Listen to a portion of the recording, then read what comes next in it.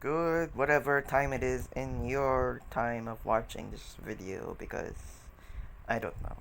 Here I am with my specific earphones and here to talk about the magical Sherlock Holmes, the Duology.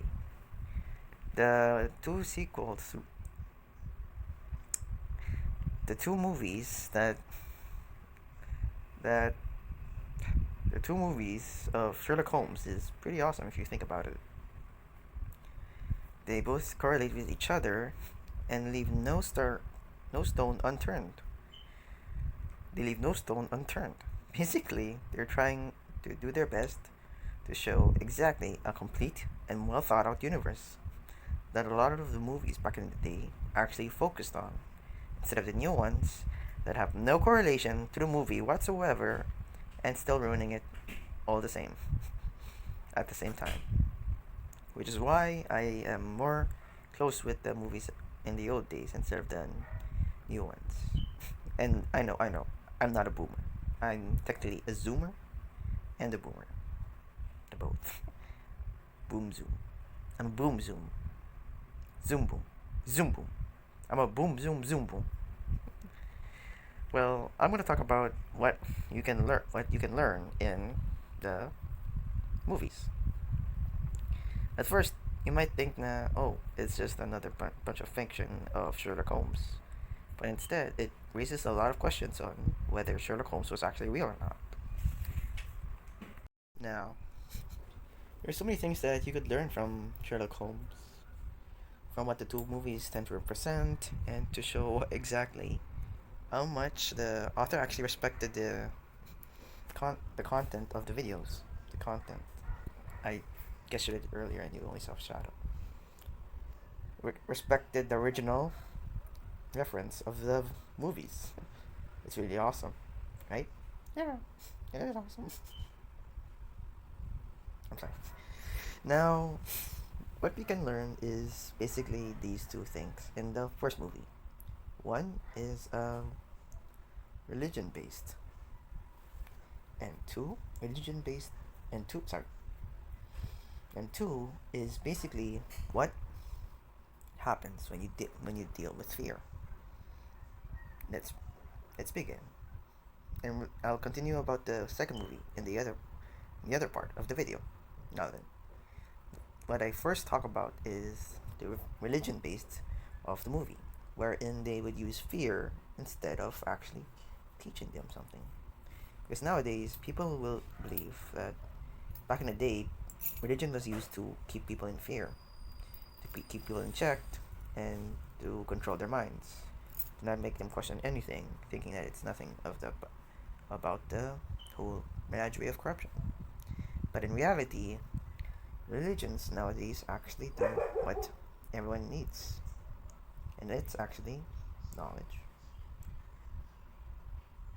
understanding, and above all else, kindness. We all realize that religion is supposed to teach love and that about. And when we deliver that said knowledge to everyone, it comes back to us. One good act leads to another, again and again, all for free. It really is beautiful when you think about it. But the religion based that uses fear, it's quite a problem. Now, some of you might start to ask that that's basically what Christianity or Catholicism does. Well, I'm here to tell you, no, that's not it. It does it in a better and more improving way. A really good way, actually. Sorry if the video looked like it was badly cut. My brother is a jerk. That is ice cream chocolate. Not to worry, it's not vampire bite or blood or whatsoever. Now, basically, what I was about to talk about was the fact that religion nowadays doesn't actually teach fear anymore. Before, it was basically to prevent people from getting out of hand or basically becoming worse versions of themselves. But now, people are actually doing their best to teach the ways of the kindness of their hearts in their own tradition, in their own way of thinking. It really is beautiful. I mean, for example, there is a religion that actually, sorry, that actually, wait, anywho. Oh no. Alright, sorry. Anywho, basically every single religion nowadays ha- teaches kindness. No longer do they teach fear.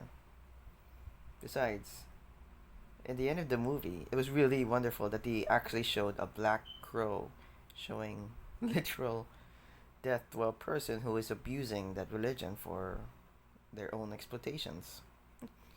It was really beautiful to the fact that that's what happens when you dabble with really bad magic and have no physical person to actually teach you how to use it. Don't do it. Don't do it. Don't do it. Trust me.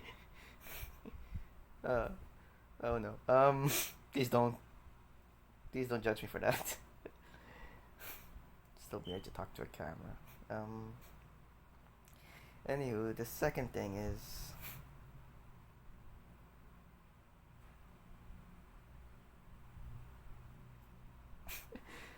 Oh no, I forgot the second thing. The second thing is basically. Anyway, the second movie, on the other. Oh wait, this the second movie, on the other hand, was sorry. I had I kept thinking about this over and over again, but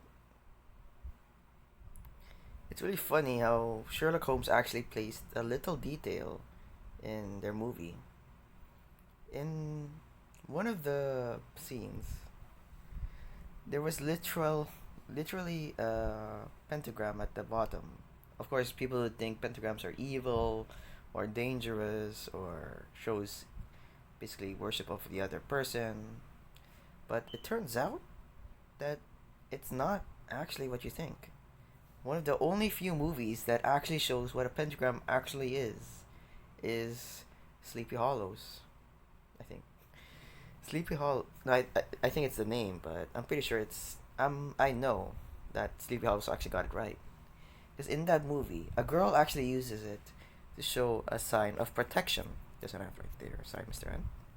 To show a sign of protection for their loved ones, which is why she placed one under his bed, her lover's bed, over her father and so many people. But sadly, the common masses thinks it's evil because it shows the sign of David's star, one of the descendants of our Lord Christ. And they literally thought it was evil. Why?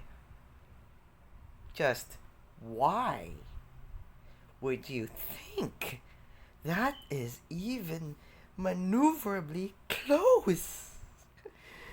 But I have a theory that those who actually placed it there was actually people who wanted to prevent people from adding any horror movies or an actual horse sign into their movie by accident. Instead, they were actually showing, hey, this is a Christian movie, even though there's literally stuff about stuff. I can't talk about it. This is a Christian channel, Catholic.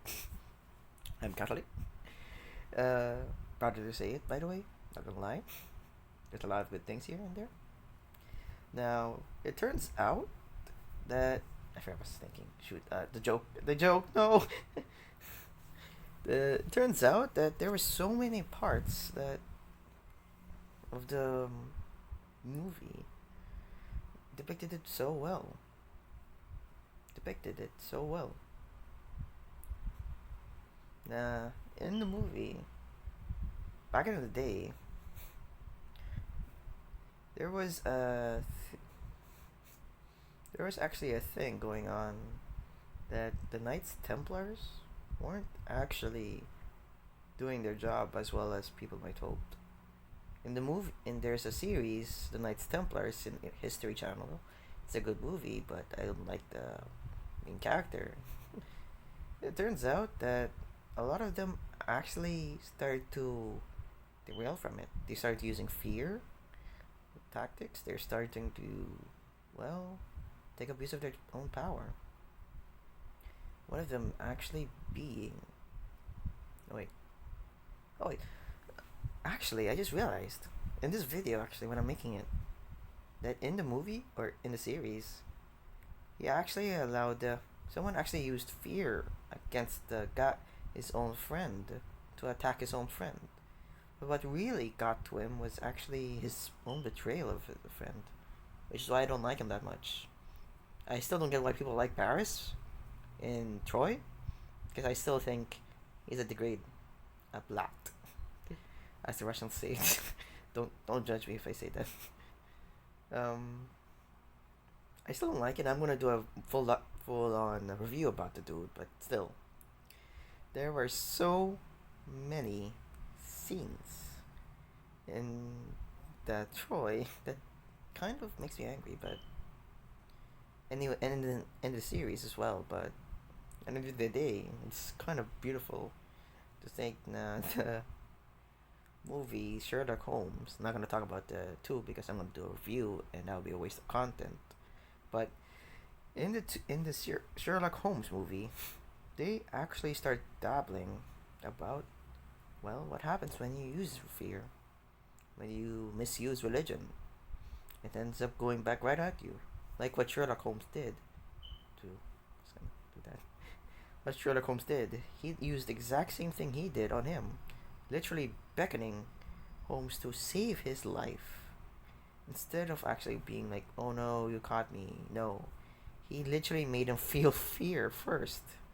And that, of course, is literally terrifying for him. I mean, he's gonna fall. But wouldn't you have guessed it, the man who faked his death ended up getting the same treatment of his death. Because he misused the religion.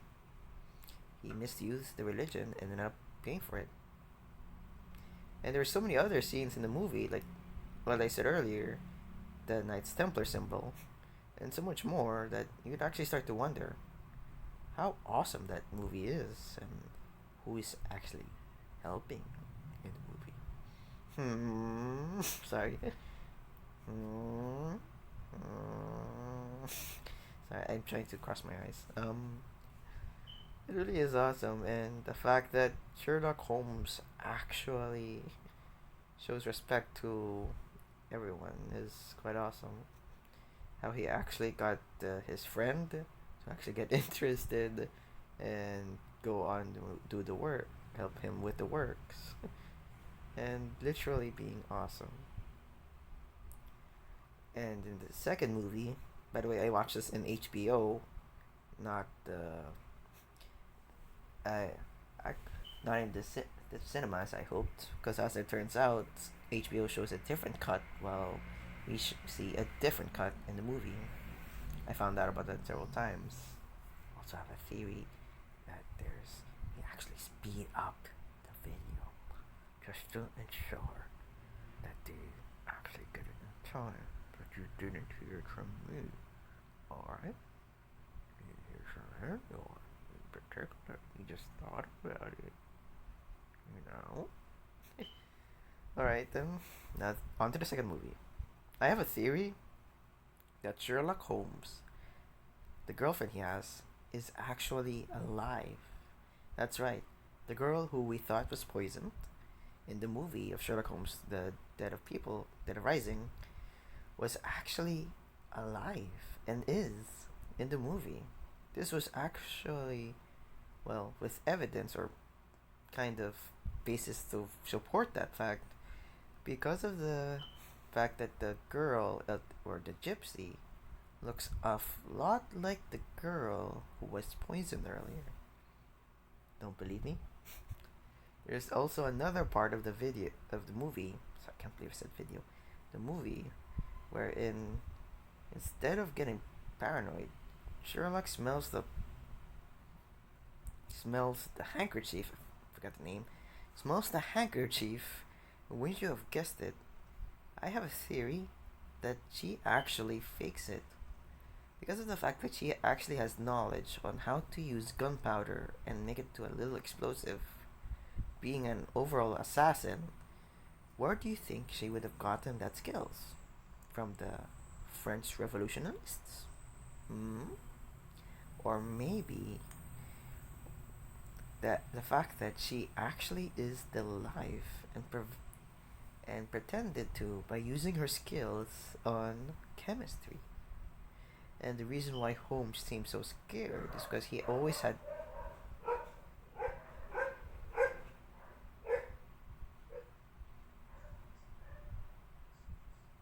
Sorry, Doc's being moved again. It, it turns out that he literally,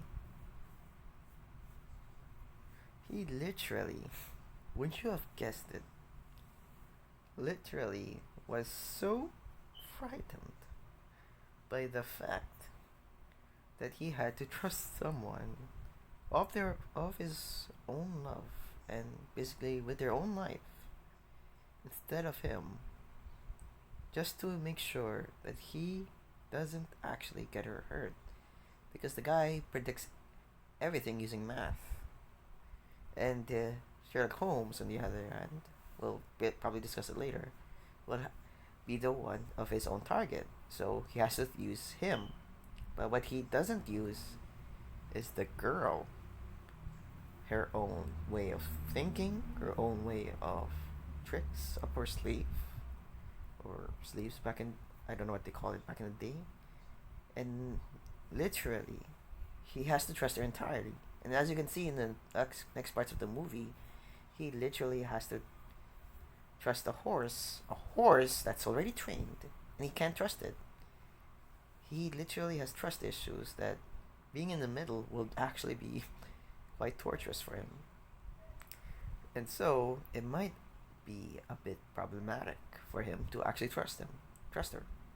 And to ensure that she is actually alive and not actually blood, he smells it to see if it's a perfume instead of blood, because we see in the movie that he doesn't smell it. While Sherlock, being a creepy romance kind of thing, is that really creepy for you guys? I'm not sure, but being a creepy romance, he smells it to ensure that it's not her blood, because there's a distinct smell between blood and fake blood, and well, you don't smell perfume from fake blood. It turns out that there are so many other parts in the movie that you could actually see that she could actually be the girlfriend of, would you have guessed it, Sherlock Holmes. And the reason why he drinks so much, despite the fact that he warned her not to, or warned dear Professor Watson not to, was actually because he was scared of getting close to her, because he knows he has to wait a while from her just to prevent her from getting any harm. Which is actually quite adorable, if you think about it. You have to stay away from your lover to keep your lover alive.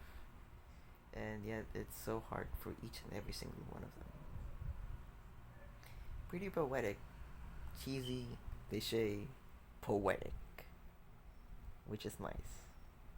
You know what? Maybe I should show this more often, and that will literally be as entertaining. My eyes are always diverging, I think. No, wait, no. I checked the videos though. Sorry. Anywho, back to the serious topic at hand. Movie, fiction, all that kind of stuff for kids. Kind of. Now, the movie actually shows a beautiful thing. Did you know that back in the day, chess was not seen as a mathematical game or mathematical ordinance. Instead, it was seen as a poetic game wherein you would use your own philosophy, your own way of thinking to outmaneuver the person you're battling by literally using so much of your own philosophy, so much of religion, so much of poetry that you'd actually win. But now people forget about that and slowly start to move on to mathematical procedures. Thus, it is more heartless, yet more proficient in winning the battle. You could actually see so much chess related themes in the movie that you actually start to realize that the author of the movie is using chess as another example of symbolism in the entire movie.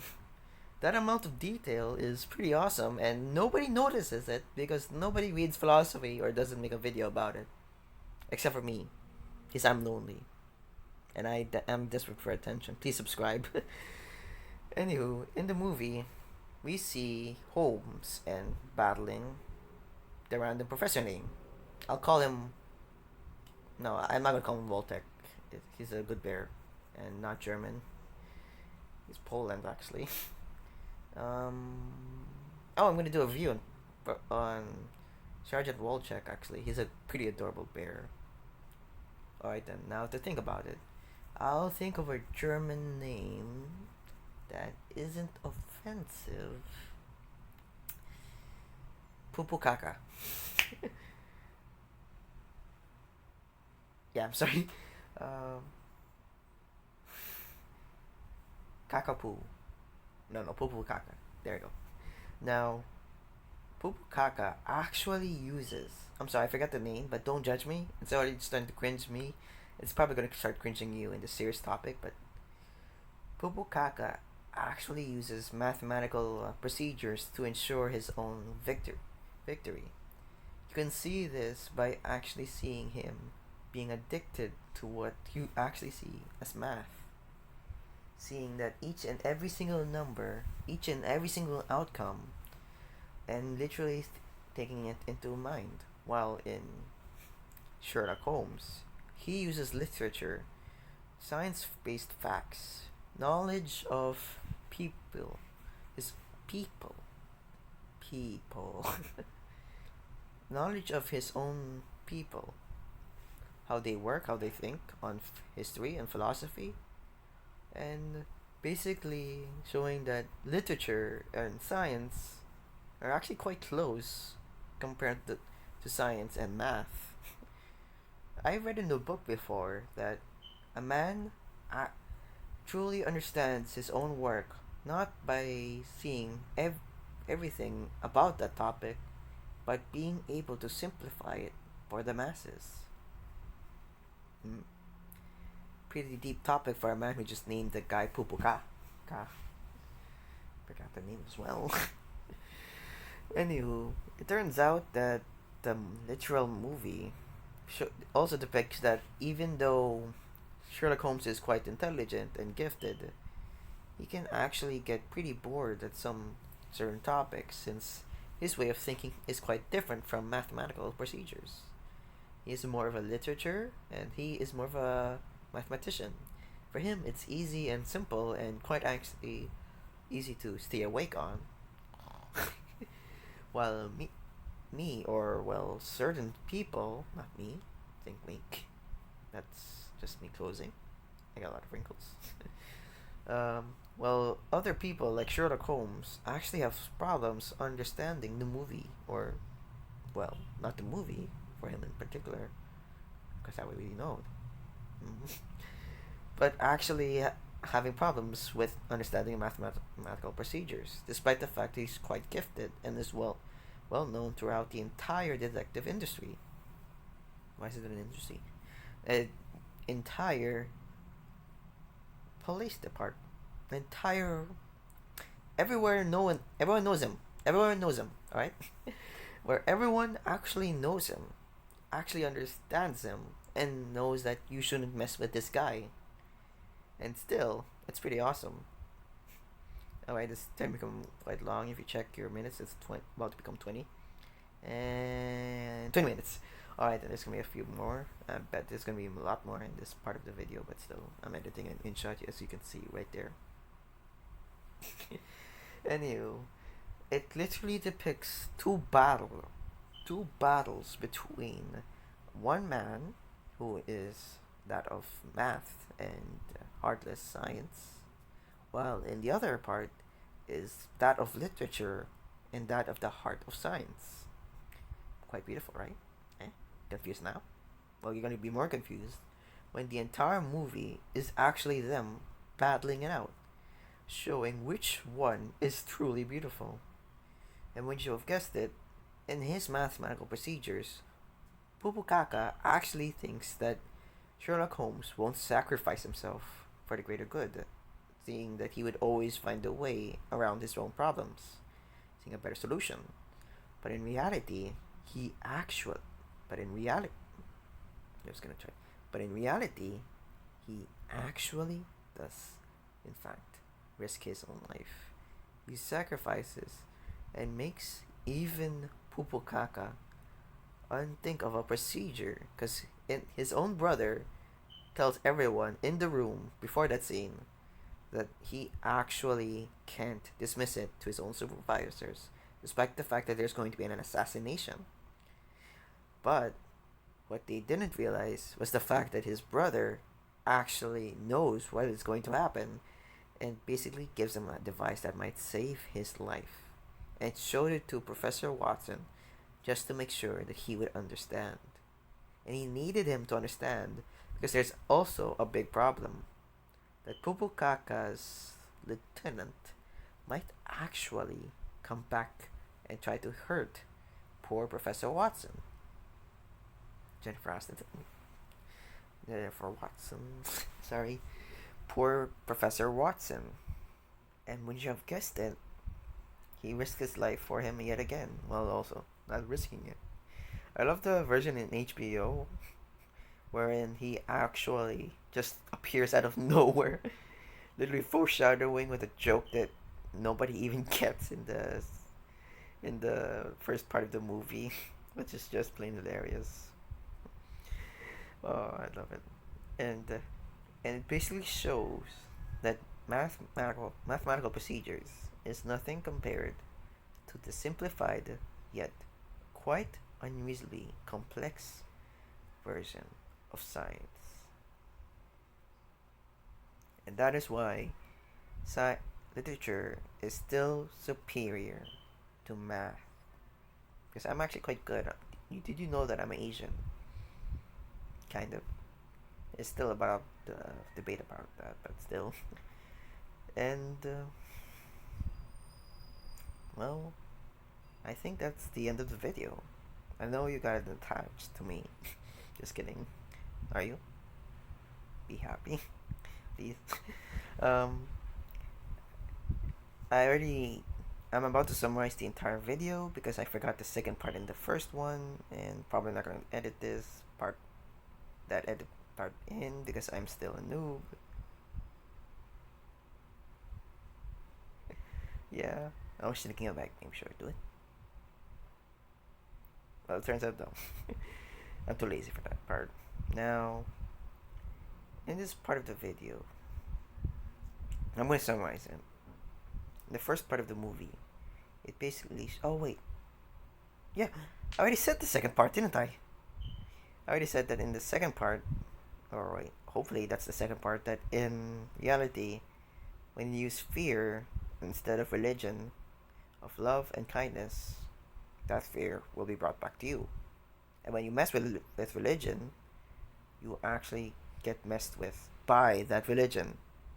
It is a creepy metaphor, and it's quite beautiful when they use the black crow. Yeesh. Yeah. And the second part of the movie, they forgot, Jerk Nathan, you're a jerk. In the second part of the movie, in the second movie, The Dead of Rising, I think, hopefully that's the name, they actually start talking. I actually start talking about that the theory that she is actually still alive and Sherlock Holmes has to do the hardest thing he has ever done, and that is to trust someone else. Someone else that doesn't think like him, like Dr. Watson. Someone that is actually gifted as him, but doesn't think like him. Someone that he loves and risks her own life for him. And that, my friends, I look weird here. And that, my ladies and gentlemen, leaders of the board, means that she is still alive. And Sherlock Holmes is always going to be in a pain of shock for this. Something that he can't always comprehend because of his pride. And in the second part, that of chess, Literature versus math. Is math related to science? Simply not. Science gave birth to math, and math complexes it and understands it, while science merely lives with it. Think about it. And that is the conclusion of the video. I hope you enjoy the video and have as much fun as I did speaking with you guys. Probably that one viewer who always sees the video and probably doesn't see it through. I hope you're having fun. And remember, if you pretend to be happy every single day, you might start to forget that you are happy. BoJack Horseman. Wink. Bye. Myself included. Signing out. Whoa. All right. Wait. No. Part of me is starting to get angry at what I saw, and it turns out I missaid the quote. If you pretend you're happy, then one day you might forget that you're pretending, and think that you are actually happy. BoJack Horseman. Whoa. I'm sorry. A part of me was getting angry about that part. Bloopers. See you. Bye. Please subscribe and watch my